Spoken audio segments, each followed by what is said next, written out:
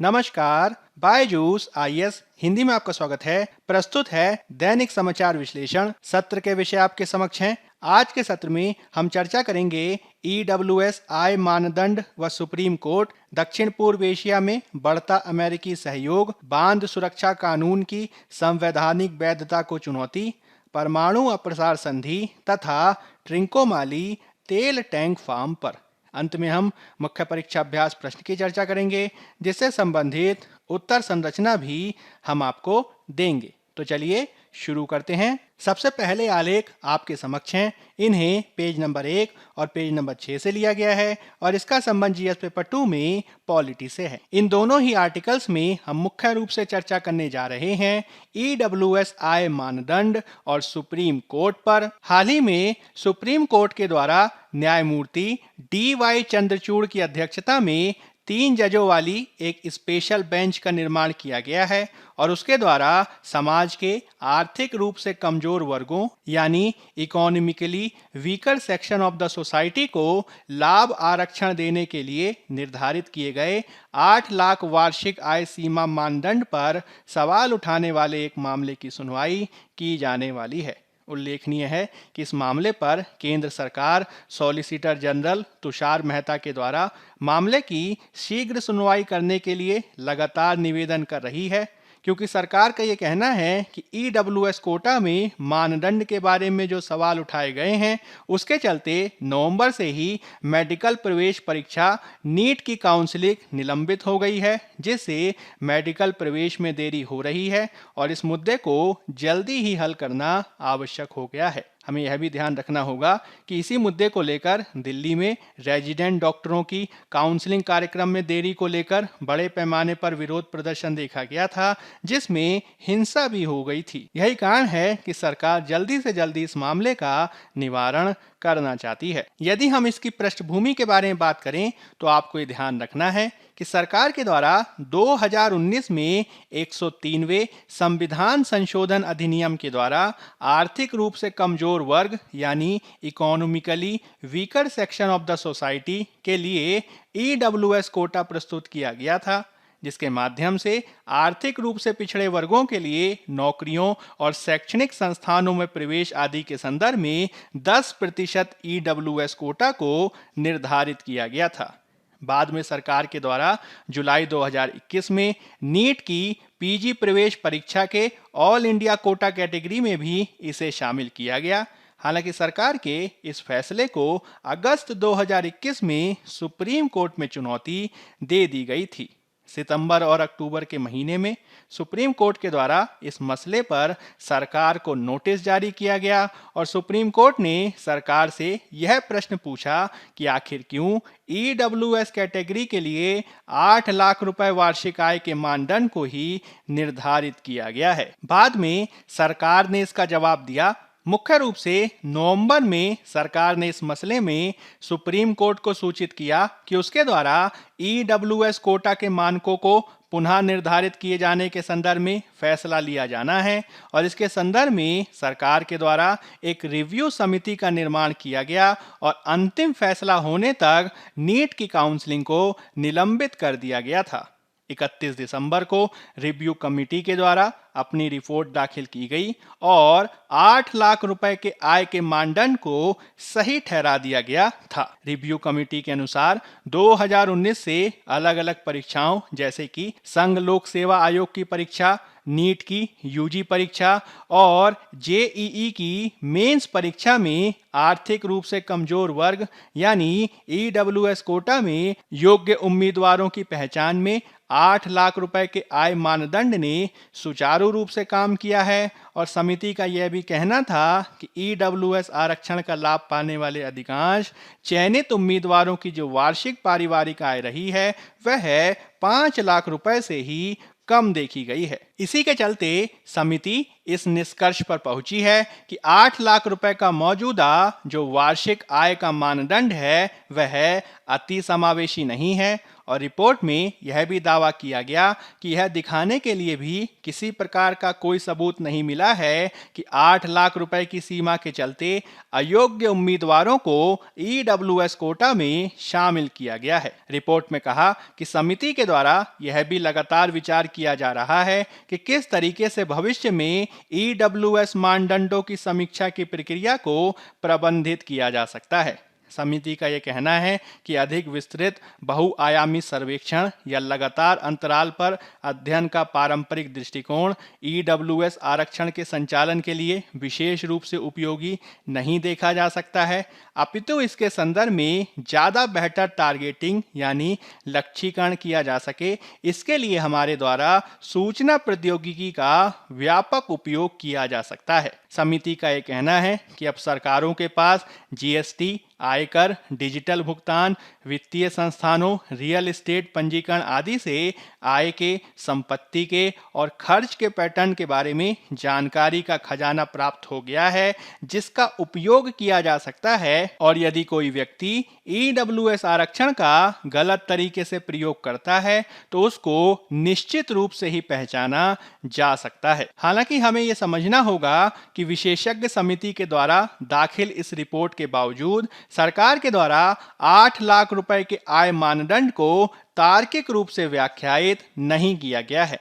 विशेषज्ञों का यह तर्क है कि इसे ओबीसी के समान यानी अन्य पिछड़ा वर्ग के क्रीमी लेयर के समान रखा गया है, जो वास्तव में उस सामाजिक पिछड़ेपन को ही पीछे छोड़ देता है जो वास्तव में अन्य पिछड़ा वर्ग यानी ओबीसी के लिए आय मानदंड के रूप में निर्धारित किया गया है। इसमें केवल और केवल आर्थिक रूप से पिछड़ेपन को ही ज्यादा महत्व दिया जाना दिखाई देता है, जिसकी आलोचना की जा रही है। हमें यह भी ध्यान रखना होगा कि राष्ट्रीय स्तर पर शहरों और ग्रामीण क्षेत्रों में और यहाँ तक कि राज्यों के स्तर पर भी खर्च करने की क्षमता प्रति व्यक्ति आय के आधार पर अंतर देखा जाता है, जिसमें यदि केवल राष्ट्रीय स्तर पर 8 लाख रुपए का मानक निर्धारित कर दिया जाएगा तो यह अनेक बार गलत दृष्टिकोण के रूप में दिखाई दे सकता है। खुद सरकार के बहुत सारे आंकड़े जैसे कि विभिन्न प्रकार के उपभोक्ता खर्च सर्वे आदि ये बताते हैं कि किस प्रकार से 8 लाख रुपए का जो है आय मानदंड है उसको निर्धारित करने से ज्यादातर जनसंख्या इसमें अपने आप ही शामिल हो जाती है, जिससे वास्तव में आरक्षण का प्रावधान ही अप्रासंगिक सा दिखाई देता है। यही कारण है कि इसकी आलोचनाओं के चलते लगातार इस बात का सुझाव दिया जाता रहा है कि हमें इससे ज्यादा बेहतर उपायों के साथ आने की आवश्यकता है। हमें यह भी ध्यान रखना होगा कि खुद 103वां संविधान संशोधन अधिनियम 2019 जिसके माध्यम से ईडब्ल्यूएस कोटा प्रदान किया गया है, उस पर खुद सुप्रीम कोर्ट की संवैधानिक बेंच के द्वारा निर्णय लिया जाना है। इस पर भी त्वरित रूप से निर्णय लिए जाने की आवश्यकता है ताकि ईडब्ल्यूएस कोटा पर उठने वाले प्रश्नों को सदैव के लिए ही समाप्त किए जाने की दिशा में सार्थक प्रयास किया जा सके।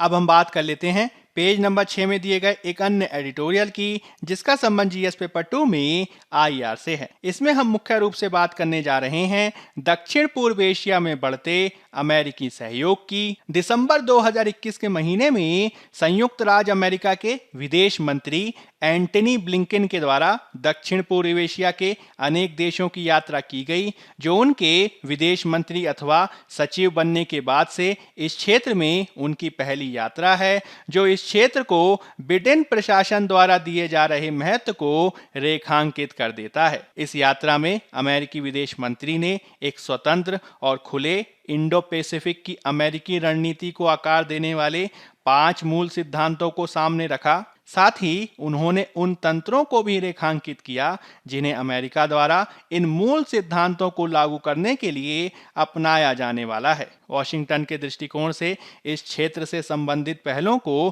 प्रस्तुत करने का उद्देश्य यह संदेश देना है कि अमेरिका की जो इंडो पैसिफिक की नीति है उसका उद्देश्य केवल और केवल चीनी आक्रामकता और उदय को रोकना नहीं है, बल्कि हिंद प्रशांत क्षेत्र के सामने आने वाली चुनौतियों का सामना करने में अमेरिका एक विश्वसनीय भागीदार बन सके, इस रूप में अमेरिका को प्रस्तुत करने का विचार सामने रखा गया है। हमें यह समझना होगा कि अमेरिका इस बात से अवगत हो चला है कि दक्षिण पूर्व एशिया के देश मुख्य रूप से अमेरिका और चीन की प्रतियोगिता में किसी का भी पक्ष लेने के खिलाफ हैं। इसीलिए विदेश मंत्री इस बात पर लगातार जोर दे रहे हैं कि किस तरीके से हिंद प्रशांत क्षेत्र में हर देश को अपना रास्ता और अपने स्वयं के साथी चुनने की सक्षमता है, और यह है विशेष रूप से इंडो पैसिफिक क्षेत्र में अमेरिका केंद्रित क्षेत्र या चीन केंद्रित क्षेत्र के बीच एक प्रतियोगिता के बारे में नहीं है, क्योंकि अमेरिका का दृष्टिकोण ये रहा है कि इंडो पैसिफिक अपने आप में ही एक स्वतंत्र क्षेत्र है जहां के देशों को खुद से स्वायत्त होकर निर्णय लेने की स्वतंत्रता है। हालांकि हमें यह समझना होगा कि अमेरिकी प्रयासों के बावजूद किस प्रकार से लगातार दक्षिण पूर्व एशिया के क्षेत्रों में चीन का प्रभुत्व साफ दिखाई दे रहा है, जिसके तहत उसके द्वारा न केवल दक्षिणी चीन सागर में अपने प्रभुत्व को स्थापित करने का प्रयास किया गया है, साथ ही साथ वह अपनी बेल्ट एंड रोड पहल के माध्यम से भी आसियान राष्ट्रों में अवसंरचना विकास को लगातार बढ़ावा दे रहा है। यही कारण है कि अमेरिका भी अब चीन की इस व्यापक आर्थिक परियोजना की पहलों का जवाब देने के लिए अनेक प्रयासों के साथ आता दिखाई दे रहा है। इसमें अमेरिका के द्वारा हाल के समय में अपने उच्च अधिकारियों की बैठकों को बढ़ावा दिया गया है, साथ ही साथ उसके द्वारा अनेक प्रकार की नवीन और संरचनागत पहलों को भी किया गया है। इसमें आप उदाहरण के रूप में याद रख सकते हैं build back better world initiative, साथ ही साथ इसमें ब्लू डॉट नेटवर्क का भी स्थान काफी महत्वपूर्ण है। हमें यह ध्यान रखना होगा कि किस प्रकार से मुख्य रूप से दक्षिण पूर्व एशिया के क्षेत्र में जो अमेरिकी और चीनी प्रतिस्पर्धा दिखाई दे रही है वह दो महत्वपूर्ण क्षेत्रों में दिखाई दे सकती है। इसमें आप उदाहरण याद रख सकते हैं दक्षिणी चीन सागर का, और साथ ही साथ इसमें अवसंरचनागत विकास का भी उदाहरण दिया जा सकता है।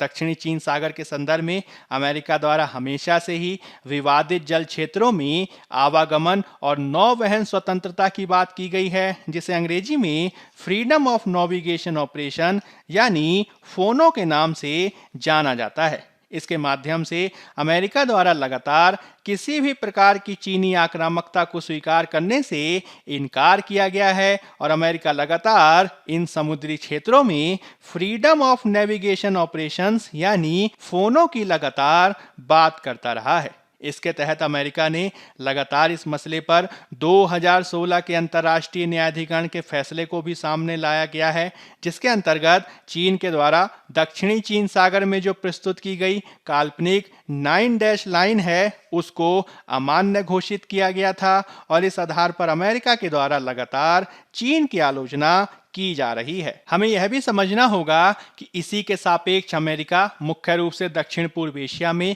अवसंरचनागत विकास के तहत बंदरगाह, सड़क, पावर ग्रिड और ब्रॉडबैंड आदि के विकास पर बल दे रहा है, जिसके तहत उसके द्वारा क्वाड पहल के तहत 48 बिलियन डॉलर से अधिक के निवेश को बल दिया गया है। साथ ही साथ अंतर्राष्ट्रीय स्तर पर वह लगातार build back better world initiative और ब्लू डॉट नेटवर्क के साथ भी सामने आ रहा है। हालांकि इसके समक्ष हमें इस चुनौती को भी समझना होगा कि किस प्रकार से स्वयं आसियान देशों में इंडो पैसिफिक क्षेत्र को लेकर एक मतता का अभाव है, जिसके लिए कार्य किए जाने की आवश्यकता है।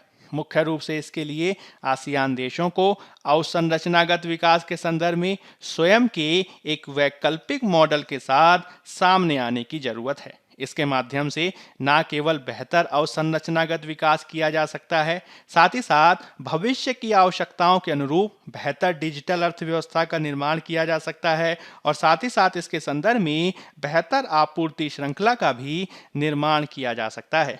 कोरोना महामारी के काल में स्वास्थ्य का मोर्चा भी एक महत्वपूर्ण मोर्चा साबित हुआ है, जिसके लिए कार्य किए जाने की आवश्यकता है। यदि दक्षिण पूर्व एशिया के देश इन मसलों पर बेहतर नीतियों के साथ सामने आते हैं, तभी दक्षिण पूर्व एशिया के देश चीनी आक्रामकता का बेहतर ढंग से सामना कर सकते हैं। अब हम बात कर लेते हैं पेज नंबर 5 में दिए गए एक अन्य आलेख की, जिसका संबंध जीएस पेपर 2 में पॉलिटी से है। इसमें हम मुख्य रूप से बात करने जा रहे हैं बांध सुरक्षा कानून की, जिसकी संवैधानिक वैधता को चुनौती दी गई है। हाल ही में तमिलनाडु के डीएमके पार्टी के लोकसभा सदस्य एस रामालिंगम के द्वारा मद्रास उच्च न्यायालय में बांध सुरक्षा अधिनियम 2021 की संवैधानिक वैधता को इस आधार पर चुनौती दी गई है कि यह संघवाद के खिलाफ है और इसको बनाया जाना केंद्र की विधायी क्षमता से परे है, अतः इस पर फैसला लिए जाने की आवश्यकता है। सबसे पहले तो हमें समझना होगा कि बांध सुरक्षा कानून क्यों बनाया गया है। हमें यह समझने की आवश्यकता है कि चीन और अमेरिका के बाद भारत दुनिया का तीसरा सबसे बड़ा बांध रखने वाला देश है, जिसके तहत हमारे देश में लगभग 5,700 बड़े बांध हैं, जिसमें से 80% पहले ही 25 वर्ष से अधिक पुराने हैं और लगभग 227 बांध 100 साल से अधिक पुराने हैं जो अभी भी कार्य कर रहे हैं। हालांकि भारत का बांध सुरक्षा का ट्रैक रिकॉर्ड विकसित देशों के समान रहा है, लेकिन साथ ही साथ अनुचित बांध विफलता और खराब रखरखाव के भी उदाहरण लगातार मिलते रहे हैं। यही कारण है कि भारत सरकार ने देश में 5200 से अधिक बड़े बांधों और अभी निर्माणाधीन लगभग 450 बांधों की पृष्ठभूमि में बांध सुरक्षा विधेयक प्रस्तुत किया है, जो वर्तमान में कानून के रूप में विद्यमान है। इस संदर्भ में हमें यह भी याद रखना होगा कि भारत में बांध सुरक्षा के लिए कानूनी और संस्थागत ढांचे की कमी रही है। इसी के चलते बांध सुरक्षा चिंता का विषय रहा है, क्योंकि असुरक्षित बांध एक खतरे के रूप में सामने आ सकते हैं, जिसमें बांध टूटने से आपदाएं आ सकती हैं जो जनमाल का भारी नुकसान करा सकता है। यही कारण है कि सरकार ने बांध सुरक्षा कानून को प्रवृत्त किया है, जिसकी महत्वपूर्ण विशेषताओं के संदर्भ में आपको कुछ प्रावधान याद रखने हैं। यह कानून सभी राज्यों और केंद्र शासित प्रदेशों को एक समान बांध सुरक्षा प्रक्रियाओं को अपनाने में मदद करने का प्रस्ताव करता है, जिसके तहत देश भर में सभी निर्दिष्ट बांधों की निगरानी, निरीक्षण, संचालन और रखरखाव के लिए प्रावधान किया गया है। विशेष रूप से इसमें 15 मीटर से अधिक ऊंचाई वाले बांधों को शामिल किया गया है। हालांकि डिजाइन और संरचनात्मक स्थितियों के चलते इसमें 10 से 15 मीटर के बीच की ऊंचाई वाले बांधों को भी शामिल किया जा सकता है। बांध सुरक्षा कानून के संदर्भ में आपको ये ध्यान रखना है कि यह राष्ट्रीय स्तर पर 2 राष्ट्रीय निकायों का गठन करता है, जिसमें बांध सुरक्षा पर राष्ट्रीय समिति और राष्ट्रीय बांध सुरक्षा प्राधिकरण महत्वपूर्ण है। इसमें बांध सुरक्षा पर राष्ट्रीय समिति मुख्य रूप से बांध सुरक्षा मानकों के संदर्भ में नीतियों को विकसित करने और विनियमों की सिफारिश करने के संदर्भ में महत्वपूर्ण है, और राष्ट्रीय बांध सुरक्षा प्राधिकरण के कार्यों में राष्ट्रीय समिति की नीतियों को लागू करना, राज्य बांध सुरक्षा संगठनों को तकनीकी सहायता प्रदान करना और राज्यों के बांध सुरक्षा संगठनों के साथ ही किसी भी प्रकार के टकराव और मामलों को हल करना शामिल किया गया है। आपको यह भी ध्यान रखना है कि इसमें 2 राज्य निकायों का भी गठन किया गया है, जो राज्य विशेष में बांध सुरक्षा के संदर्भ में प्रावधान करते हैं, जिसमें बांध सुरक्षा पर राज्य समिति और राज्य बांध सुरक्षा संगठन महत्वपूर्ण है। इसके संदर्भ में यह भी महत्वपूर्ण है कि राष्ट्रीय निकायों और बांध सुरक्षा पर राज्य समितियों के जो कार्य हैं उनको विधेयक की अनुसूचियों में ही दिया गया है, जिसमें सरकारी अधिसूचना के द्वारा संशोधन किया जा सकता है। इसके अलावा बिल के तहत अपराध करने पर 2 साल तक की कैद, जुर्माना या फिर दोनों का प्रावधान किया गया है। हालांकि बांध सुरक्षा पर बनाए गए इस कानून के समक्ष कुछ ऐसे मुद्दे हैं जिसे आपको याद रखना है। जैसे कि आपको ये ध्यान रखना है कि यह विधेयक देश के सभी निर्दिष्ट बांधों पर लागू होता है, जिसमें राज्य के भीतर और 2 राज्यों या अधिक राज्यों के मध्य बहने वाली नदियों पर बनने वाले बांधों को भी शामिल किया गया है। हालांकि संवैधानिक प्रावधानों के अनुसार राज्य सूची के विषय में जल को शामिल किया गया है, जिसमें राज्य जल भंडारण और जल शक्ति सहित जल पर कानून बना सकते हैं।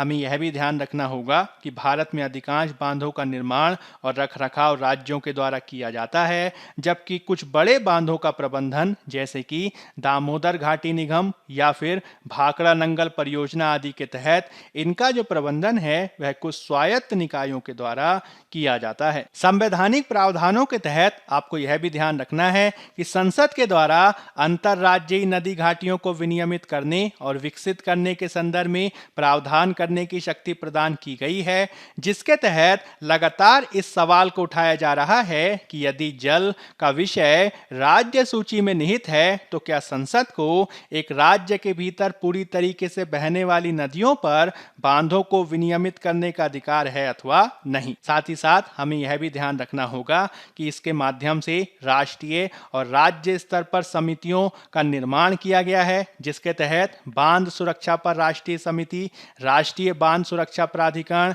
के साथ ही बांध सुरक्षा पर राज्य समिति आदि के कार्यों को भी विधेयक में शामिल किया गया है। लेकिन इसमें यह भी प्रावधान किया गया है कि यदि सरकार चाहे तो इनके कार्यों को मात्र एक अधिसूचना के माध्यम से संशोधित कर सकती है। तो यहाँ से ये एक और महत्वपूर्ण सवाल उभरता है कि क्या प्राधिकारियों के महत्वपूर्ण कार्यों को मात्र एक अधिसूचना के माध्यम से संशोधित किया जा सकता है या फिर ऐसे संशोधन संसद के द्वारा ही पारित किए जाने चाहिए थे। इस प्रकार से जो बांध सुरक्षा विधेयक अथवा कानून है वह मुख्य रूप से संघवाद के मॉडल पर काफी चर्चा का विषय रहा है और इसमें जो निहित प्राधिकरणों को बनाया गया है उनकी शक्तियों को किस प्रकार से सरकार द्वारा नियंत्रित किया जा सकता है, इसको लेकर भी ये कानून लगातार चर्चा में बना हुआ है। अब हम बात कर लेते हैं पेज नंबर 15 में दिए गए एक अन्य आलेख की, जिसका संबंध जीएस पेपर 2 में आईआर और जीएस पेपर 3 में अर्थव्यवस्था से है। इसमें हम बात करने जा रहे हैं मुख्य रूप से एंट्रिक्स और देवास मल्टीमीडिया के बीच के एक असफल समझौते की। 2005 में देवास मल्टीमीडिया के द्वारा एंट्रिक्स, जो इसरो की एक वाणिज्यिक शाखा है, उसके साथ एक समझौते पर हस्ताक्षर किए, जिसके तहत एंट्रिक्स के द्वारा प्रदान किए जाने वाले पट्टे पर एस बैंड उपग्रह स्पेक्ट्रम का उपयोग करके मोबाइल उपयोगकर्ताओं को मल्टीमीडिया सेवाएं प्रदान करने के लिए प्रावधान किया गया था। हालांकि 2011 में यूपीए 2 सरकार ने इस समझौते को इस आधार पर रद्द कर दिया कि उसे राष्ट्रीय सुरक्षा और अन्य सामाजिक उद्देश्यों के लिए एस बैंड उपग्रह स्पेक्ट्रम की आवश्यकता है। इस तरीके से जो अचानक यह समझौता रद्द कर दिया गया, उससे विविध प्रकार के कानूनी विवाद पैदा हुए, जिसमें पहला इंटरनेशनल चैम्बर ऑफ कॉमर्स में एंट्रिक्स और देवास मल्टीमीडिया के बीच एक वाणिज्यिक मध्यस्थता देखी गई और साथ ही साथ इसमें भारत मॉरिशस द्विपक्षीय निवेश संधि और भारत जर्मनी द्विपक्षीय निवेश संधि के तहत भी कुछ विवादों को देखा गया था। यह जो तीनों मामले हैं, इसके संदर्भ में आपको याद रखना है कि तीनों ही विवादों में भारत हार गया है। हारे गए इन तीनों केसों में भारत को कहा गया कि वह जुर्माने का भुगतान करे। हालांकि भारत के द्वारा आदेश का पालन न किए जाने के चलते देवास कंपनी के निवेशकों के द्वारा कनाडाई कोर्ट में अपील की गई, जिसके परिणाम स्वरूप कोर्ट ने भारतीय परिसंपत्तियों को जब्त करने का निर्देश दे दिया है। वर्तमान में भारत सरकार एक विदेशी न्यायालय द्वारा की गई कार्यवाही के आधार पर राष्ट्रीय संपत्तियों को जब्त करने की वैधता पर प्रश्न उठा रही है। हालांकि इससे भारत द्वारा की गई द्विपक्षीय निवेश संधियों का पूर्ण रूप से पालन न किए जाने का भी प्रश्न खड़ा हो जाता है। हमें इसका निवारण किए जाने की आवश्यकता है। मुख्य रूप से विशेषज्ञों का कहना है कि भारत को भविष्य में निवेशकों के हितों की रक्षा करने के संदर्भ में द्विपक्षीय निवेश संधियों पर सावधानी पूर्वक विचार किए जाने की आवश्यकता है, तभी भविष्य में इस प्रकार के विवाद दोबारा खड़े ना हो, इसके संदर्भ में कार्य किया जाना है। अब हम बात कर लेते हैं पेज नंबर 11 में दिए गए एक अन्य आलेख की, जिसका संबंध जीएस पेपर 2 में आईआर से है। इसमें हम बात करने जा रहे हैं मुख्य रूप से परमाणु अप्रसार संधि पर। हाल ही में एक दुर्लभ संयुक्त बयान में अमेरिका, चीन, रूस, ब्रिटेन और फ्रांस के द्वारा परमाणु हथियारों से मुक्त दुनिया बनाने और परमाणु संघर्ष से बचने के अपने लक्ष्य की पुष्टि की है। इसके तहत यह भी कहा गया है कि ये पांचों परमाणु शक्तियां भविष्य में पूर्ण निःशस्त्रीकरण के लिए प्रतिबद्धता दिखा रही हैं। हालांकि इस प्रकार की बयानबाजी के बावजूद वास्तविकता दूसरी तरफ ही इशारा करती है। सूचनाओं के अनुसार चीन के द्वारा लगातार अपने परमाणु शस्त्रागार का विस्तार किया जा रहा है और वर्तमान में भी वह इसे कर रहा है। विशेषज्ञों के अनुसार चीन के परमाणु शस्त्रागार का विस्तार 2027 तक 700 और संभवतः 2030 तक 1000 तक पहुंच सकता है। हालांकि चीन के द्वारा इसका बचाव इस रूप में किया जाता रहा है कि वह प्रथम प्रयोग न करने की नीति पर कार्य करता है और साथ ही साथ उसके द्वारा न्यूनतम मात्रा में ही परमाणु हथियारों को रखा गया है। उसके द्वारा लगातार अमेरिका और रूस आदि पर भी आरोप लगाया गया है कि किस प्रकार से वे दुनिया का 90% परमाणु शस्त्रागार रखते हैं और उनके द्वारा परमाणु शस्त्रों को कम करने की दिशा में भी व्यापक प्रयास नहीं किए जा रहे हैं। परमाणु हथियारों में वृद्धि इस तथ्य के बावजूद है कि वैश्विक परमाणु शक्तियों के द्वारा परमाणु निःशस्त्रीकरण के समझौते आदि पर हस्ताक्षर किए गए हैं, किंतु इसके बावजूद परमाणु शस्त्रों का बढ़ना जारी देखा गया है। इसी पृष्ठभूमि में परमाणु अप्रसार संधि भी काफी महत्वपूर्ण हो जाती है, क्योंकि यह एक अंतर्राष्ट्रीय परमाणु संधि है जिसका उद्देश्य परमाणु हथियारों और परमाणु हथियार प्रौद्योगिकी के प्रसार को रोकने के साथ ही परमाणु ऊर्जा के शांतिपूर्ण उपयोग को भी बढ़ावा देना है और साथ ही साथ यह परमाणु निःशस्त्रीकरण के लक्ष्य को प्राप्त करने की भी बात करती है। मुख्य रूप से इस पर बात की गई थी 1965 और 1968 के बीच और इसे अंततः 1970 में लागू किया गया था। यह जो संधि है यह परमाणु हथियार वाले राज्यों को परिभाषित करती है, जिसके तहत 1 जनवरी 1967 से पहले परमाणु विस्फोटक उपकरण का निर्माण करने वाले राष्ट्रों को परमाणु हथियार से संपन्न राज्यों की परिभाषा में शामिल किया गया है, जिसमें वर्तमान में संयुक्त राज्य अमेरिका, रूस, यूनाइटेड किंगडम, फ्रांस और चीन को शामिल किया गया है। इसके तहत गैर परमाणु हथियार वाले राज्यों से भी कुछ अपेक्षाएं की गई हैं, जिसके तहत वे कभी भी परमाणु हथियार हासिल करने के लिए सहमति जताएंगे, जिसके बदले में उन्हें परमाणु हथियार वाले राज्यों के द्वारा शांतिपूर्ण परमाणु प्रौद्योगिकी के लाभों को साझा करने के लिए कार्य किया जाएगा और साथ ही साथ परमाणु हथियार से युक्त राज्य अपने परमाणु शस्त्रागार के अंतिम उन्मूलन के उद्देश्य से भी परमाणु निःशस्त्रीकरण को आगे बढ़ाने के लिए कार्य करेंगे। हालांकि